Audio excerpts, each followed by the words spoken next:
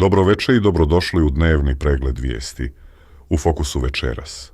Dramatični razvoj događaja u Venezueli i njegovi globalni odjeci, oslobađanje francuskog istraživača iz ruskog zatvora, te oštro upozorenje francuskog predsjednika. Ovaj državni udar ima šire geopolitičke posljedice. Analitičari smatraju da hapšenje Madura ozbiljno slabi uticaj Kine u Latinskoj Americi, potvrđujući dominaciju SAD u regionu po doktrini Monroea. Reakcija iz Europe je bila brza i oštra.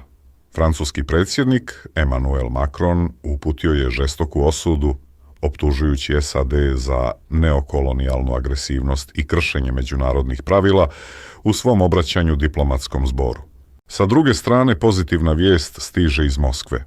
Rusija je oslobodila francuskog istraživača Laurenta Vinatiera, koji je bio zatvoren zbog navodnog kršenja zakona o stranim agentima. Oslobođenje je izvršeno razmenom za ruskog košarkaša koji je bio zatvoren u Francuskoj.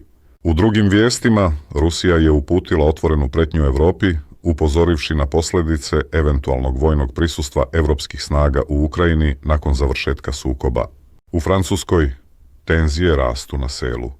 Farmeri su organizovali masovni protest, blokirali autoputeve i uputili se traktorima ka Parizu, vršeći pritisak zbog pregovora o trgovinskom sporazumu Mercosur. U SAD je tužna vijest.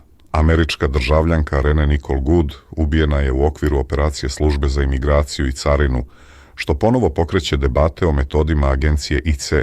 Na kraju u Indiji stanovnici megalopolisa poput New Delhija bore se sa ozbiljnim zdravstvenim problemom koji nije bolest već buka.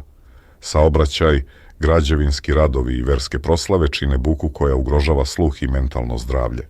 To je bio današnji pregled. Pratite nas za najnovije informacije o ovim i drugim dešavanjima. Hvala što ste gledali. Laku noć.